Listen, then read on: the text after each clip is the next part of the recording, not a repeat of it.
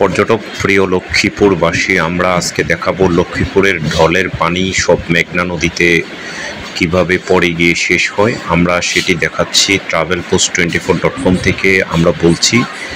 আপনারা দেখতে পাচ্ছেন লক্ষ্মীপুরের যেই চ্যানেল, লক্ষ্মীপুর চ্যানেল নামে পরিচিত মজু চৌধুরীর ঘাট, সেই মজু চৌধুরীর ঘাটের চারপাশের দৃশ্য আমরা দেখাচ্ছি। পাশে অনেকগুলো ট্রলার বাল্কহেড দাঁড়িয়ে রয়েছে এবং মাছের ট্রলার দাঁড়িয়ে রয়েছে। এখানে ভোলা থেকে যে সকল লঞ্চ ফেরি চলাচল করে, যেই রাস্তাটি রয়েছে সেই চ্যানেলটি আমরা আপনাদেরকে দেখাচ্ছি এবং পাশে আপনারা ফেরিঘাট দেখতে পাচ্ছেন, সেই ফেরিঘাট এবং তার পাশে আমরা একটি লঞ্চ দেখতে পাচ্ছি যেটি মজু চৌধুরীর ঘাট থেকে ভোলা এবং বরিশাল পর্যন্ত যাতায়াত করে, সেই লঞ্চটি আমরা দেখতে পাচ্ছি।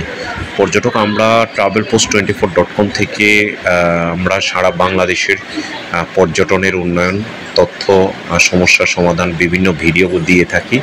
আপনারা দেখতে পাচ্ছেন মজু চৌধুরীর ঘাটের যেই চ্যানেল রয়েছে সেই চ্যানেলটি পরিষ্কার করার জন্য ড্রেজিং মেশিন সেটি দেখতে পাচ্ছেন এবং এসকেলেটর দিয়ে সেখানে পরিষ্কার করা হচ্ছে এবং সেখানে একটি লঞ্চ দাঁড়িয়ে রয়েছে সেটি আমরা দেখতে পাচ্ছি।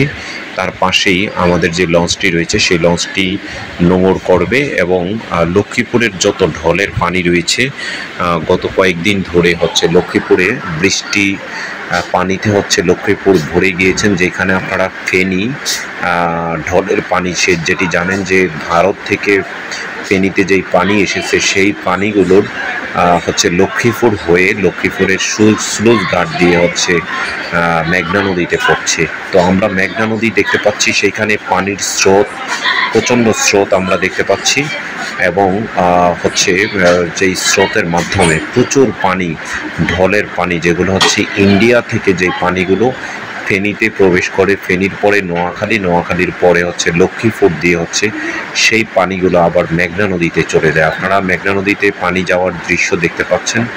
পাশে হচ্ছে বোট দাঁড়িয়ে রয়েছে কতগুলো এবং হচ্ছে তার পাশে আমরা মজু চৌধুরীর ঘাটের চারপাশ দেখতে পাচ্ছি এবং কয়েকটি সি ট্রাক হচ্ছে ঘাটের পাশে দাঁড়িয়ে রয়েছে।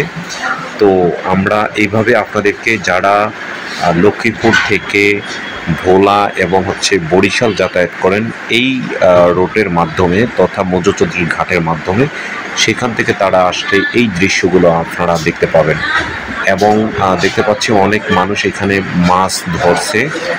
যে হচ্ছে বর্ষা মৌসুমে এখানে অনেক প্রচুর মাছ চলে আসে, সেই মাছ ধরার দৃশ্য আমরা দেখতে পাচ্ছি। এখানে অনেকগুলো ট্রলার দাঁড়িয়ে রয়েছে এবং যেই লক্ষ্মীপুর চ্যানেল রয়েছে সেই লক্ষ্মীপুর চ্যানেলটি মেঘনা নদীতে যাওয়ার যে দৃশ্য সেটি আমরা দেখতে পাচ্ছি। এখানে ছোট ছোট অনেকগুলো ডিঙ্গি নৌকা রয়েছে, মানুষ এই লক্ষ্মীপুর চ্যানেলে মাছ ধরছে সেটা দেখতে পাচ্ছি। বাচ্চারা পানিতে গোসল করছে এবং পানির ঢেউ এবং জোয়ার ভাটার পানি সেগুলো দেখতে পাচ্ছি। চারপাশের দৃশ্য অনেক সুন্দর এবং পাশে বেদে পল্লী সেই সব লোকদেরকে দেখা যাচ্ছে।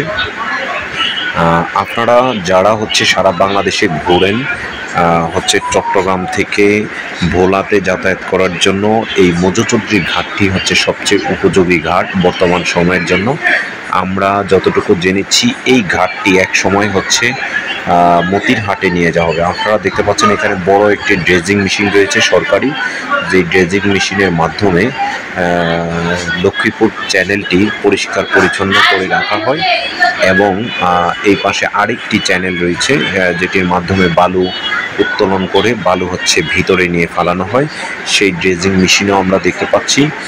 এবং এখানে লক্ষ্মীপুরের যেই স্লুইস ঘাট রয়েছে সেই স্লুইস ঘাটে প্রচুর পরিমাণে পানি, প্রায় এখানে 16টি কপাট রয়েছে, সেই 16টি কপাটের মাধ্যমে লক্ষ্মীপুরের যে ঢলের পানি রয়েছে সেই ঢলের পানিগুলো নেমে যায় এবং দেখতে পাচ্ছেন এখানে ড্রেজিং মেশিন রয়েছে, ড্রেজিং মেশিনের মাধ্যমে বালু উত্তোলন করে অন্য পাশে নিয়ে যায় এবং ফেরিঘাট আমরা দেখতে পাচ্ছি মজু চৌধুরী ফেরিঘাট। তো এইভাবেই হচ্ছে মাত্র 150 থেকে 200 টাকার মধ্যে মজু চৌধুরীর ঘাট থেকে হচ্ছে ভোলাতে চলে যাওয়া যায় এবং হচ্ছে সেখান থেকে বরিশাল এবং হচ্ছে খুলনাতে যাওয়া যায়। প্রায় 30টি জেলার মানুষ এখানে যাতায়াত করতে পারে।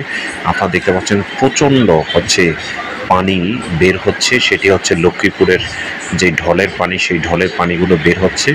আমরা ঢলের পানিগুলো দেখতে পাচ্ছি, এই ঢলের পানিগুলোই হচ্ছে ইসে চলে যাচ্ছে, যেটি হচ্ছে নদীতে গিয়ে পড়ছে। এবং এই পাশে বাল্কহেড জাহাজ দেখতে পাচ্ছি, এবং পিছনে দেখতে পাচ্ছেন বাল্কহেড জাহাজ এবং মাছ ধরার নৌকা এবং সি ট্রাক সহ অন্যান্য কিছু রয়েছে, এবং লক্ষ্মীপুর চ্যানেল রয়েছে। তো এইভাবে যারা হচ্ছে লক্ষ্মীপুর থেকে ভোলার ইলিশা থেকে লক্ষ্মীপুর মৌজচৌধুরী ঘাটে যাতায়াত করেন, এবং বরিশাল, জয়সর, পটুয়াখালী, ঝালকাঠি এবং ঝিনাইদহ সবাই কিন্তু এই রোডে যাতায়াত করে। তো সবাই লাইক, শেয়ার, কমেন্টস করবেন। ভালো থাকবেন।